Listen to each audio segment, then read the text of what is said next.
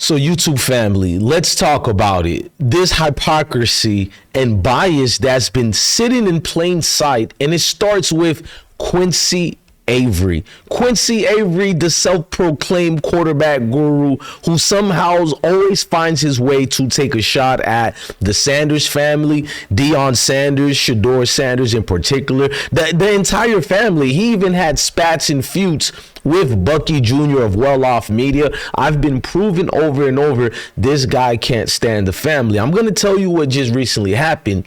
Now, all of a sudden, after the Miami Dolphins Cleveland Browns game, that surpassed a couple of days ago, Quincy Avery is out here defending Dillon Gabriel's horrible performance in the Browns' so-called victory over the Miami Dolphins. You heard me right. Over the Miami Dolphins, he's out here going at everybody and anybody telling the truth about Dillon Gabriel. I personally believe he's coming at me because I have a certain associate who hit me up and gave me this receipt I'm about to show you guys. But in the first half, to see what Dillon Gabriel did, he basically threw for 55 yards passing in the first half and looked completely lost out here. And what excuse did Quincy give? He said it was raining. There was 25 miles per hour wind. And did y'all want Dillon's stats to look like that? In other words, we don't know football. He knows football. So let me show you what Quincy wrote about it. He said it was raining with 25 miles per hour wind. And what did you guys want his stat line to look like? I've never knew that raining in the NFL is now a plausible excuse for a quarterback to throw 55 yards in a game when said so quarterbacks have all been proven to throw exceptionally well in that type of climate. I just find it odd that two scrub quarterbacks, Tua Tagovailoa and Dillon Gabriel, are the ones that this dude Quincy Avery finds a way to look forward towards an excuse. Like, come on, man. Come on, man. That's the weakest excuse I've heard in years, because when Shedeur Sanders plays in bad weather, Quincy, the first one to jump online and says he's not processing fast enough or he holds the ball too long. You know, the information gatherings that our quarterbacks don't have a high IQ. You know, the typical stitch. Now, see, the difference is clear. When it's Shedeur, Quincy turns into a professional critique. When it's Dillon Gabriel, suddenly he's a meteorologist talking about wind speeds and all that. But let's never negate the fact that Quincy was the first one to actually diss Dillon Gabriel. I keep receipts, guys. Remember when he said this right here? Let me make it bigger for you guys. He dissed the hell out of Dillon Gabriel. When Dillon Gabriel had his preseason performance, Quincy Avery said, "Put your phones down. It's the preseason. The preseason cannot confirm someone is ready for the NFL. It can confirm someone is not." It seems baffling he would do this criticism towards Dillon Gabriel, which I agree with Quincy Avery. But I find it odd that he goes on a badgering campaign towards Shedeur Sanders, one like this. For like 4 years now, he's been relentlessly attacking the Sanders family. And a couple of you people tell me I'm tripping, but I've been coming out with receipts and receipts, sort of like this right here when he sabotaged Shedeur during the draft. Any of this. So what this guy had to say was overwhelmingly just enough, bro. This is what he said. We've never seen a quarterback go in the first round who was really limited in terms of traits. So I don't see the translation in terms of the things that he did in college, working in NFL. The offense that he ran was so focused on passes at or behind the line of scrimmage. I think that he threw more of those than anybody in the country. And the second component of it was he took longer to throw than anybody in the country, with just 2.94 seconds or 96 seconds. Throwing the football before a guy comes out of his break. Seeing what a defense is doing pre-snap, which allows me to go to the line of scrimmage with a really good plan. Now, that may be as much on his coaching staff as it is on him, which he may be able to correct. But those are tough to give people the benefit of the doubt if they don't have the athletic profile. It's difficult when you're not athletic enough to run around and create plays. Like Shedeur's It was probably probably a a 5-1. 5-1. You heard that excuse he made? Like, I can talk about a lot of things he said there, but one of the main things referencing that Shedeur Sanders is not athletic enough. Let's be real. Quincy Avery has been attacking the Sanders families for years, guys. Every single time Deion Sanders or Shedeur gets a win or even a headline, Quincy comes with the slick comments, the backward shots. I mean, actually the backhanded shots, or that fake analyst breakdown just to tear them down. And why? Because deep down, he's scared. He knows Shedeur is about to overtake his client, Deshaun Watson. Now, remember, Quincy Avery is Deshaun Watson's private coach, quarterback coach, that is. And he used to work with Shedeur too. But once Shedeur started to elevate and become the face of the new generation,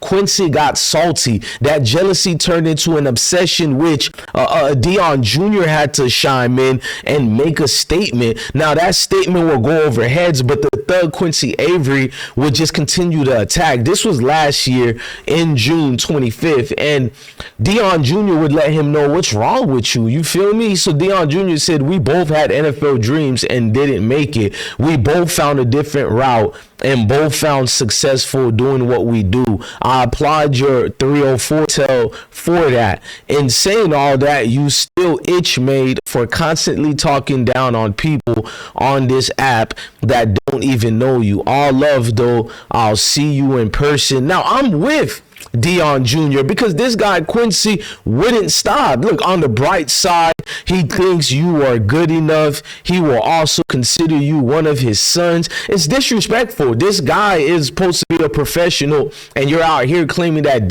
you're basically insinuating that Deion Sanders doesn't love Bucky Jr.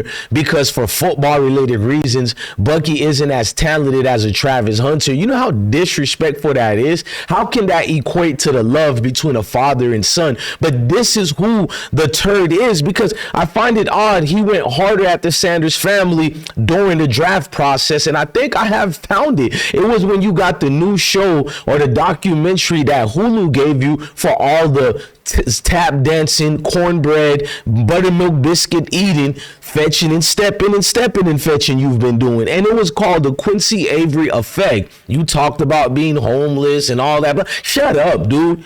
How can you talk about that if you don't follow suit with the lifestyle of the circumstances that you've been in? You don't protect or defend anybody. You called Shedeur Sanders a 6th-round pick. You even stood on it and said that was being nice. I keep nothing but receipts about scrubs like you. You went out your way to defend Quinn Ewers. This is at a time when everybody knew Quinn Ewers was an overrated quarterback, in particular me. It seems that I'm more of a guru than you, and this is why Quinn Ewers wasn't drafted. Now, hopefully he does well with the Miami Dolphins, because anybody I'll take to replace Tua Tagovailoa, but to see you go out your way to just be this disrespectful clown on any given basis, you have relentlessly attacked the Sanders family with salacious news, nothing that's credible enough. And I've been on you, boy, and you are a boy in every single measures when you talk about other grown men.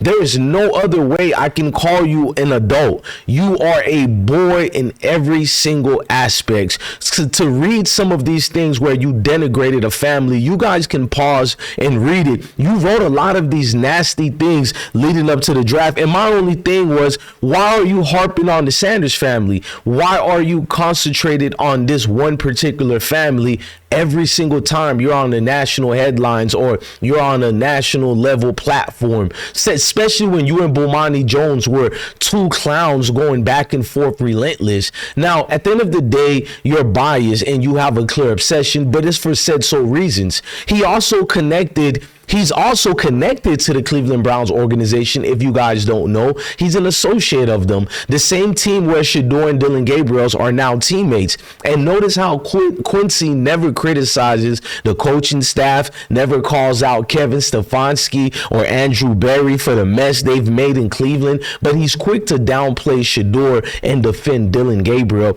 This is the worst case of a sellout that I've ever seen. And I'm not trying to exaggerate. I'm being being very honest with my words. That tells you everything you need to know. This is not analysis. This is politics. Quincy's protecting his relationship and his paycheck. That's the only thing he's defending and protecting. He's been bought and programmed to push whatever narratives that keeps his circle happy. I think it's been stated and proven on this platform of I Smoke Hip Hop Live. Let's not forget, this is the same Quincy Avery who once said Shedeur Sanders, like I showed you guys proof, should have been damn near the last person picked in the draft if his name wasn't Sanders, as if he's another Ark Manning or something, as if he didn't put work in the game. Then when Shedeur started balling out in preseason, Quincy called it a nightmare that he had to play as a fourth string quarterback, which he was forced in that fourth string position. It was not Shedeur deciding not to get the actual reps. I thought you have to actually get reps to be proven that you're no good to not be utilized. But Shedeur was never even given a chance to be utilized. So Quincy is starting propaganda through sheer nonsense and his biased hatred towards that family. So which one is it, Quincy?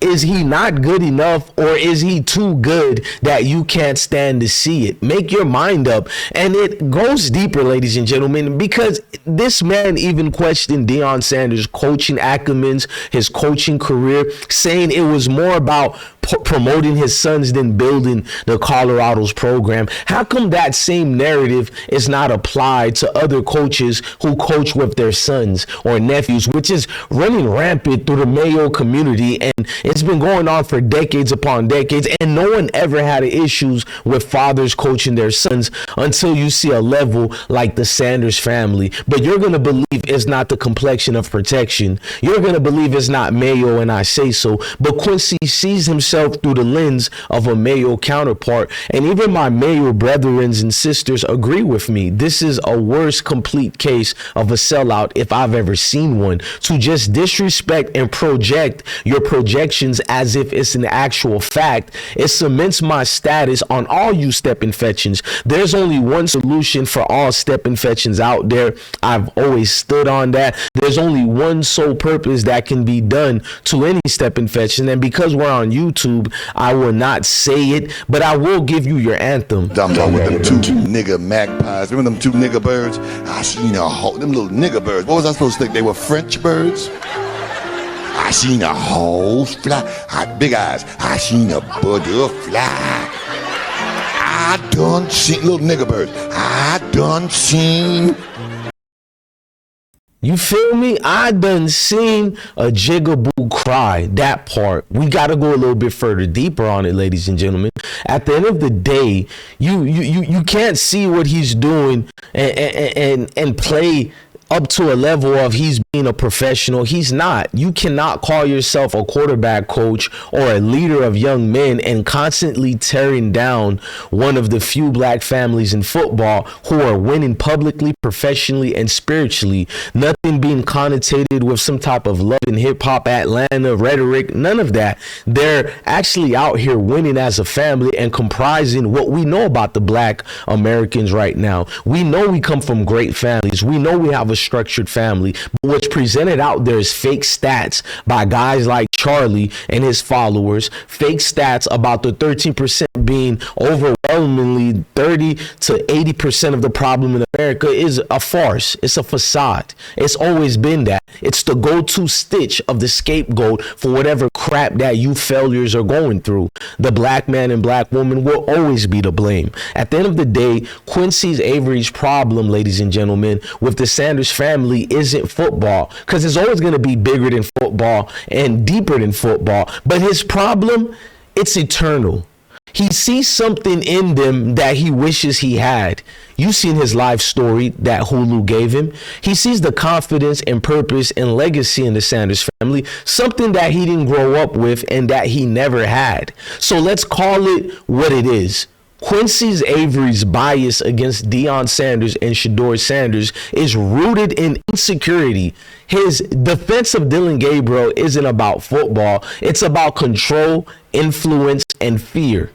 Because when Shedeur Sanders finally takes over the starting job for the Cleveland Browns or any other professional teams, hell, I'll even take Canadian football at this time, the CFL. Yep, that's right.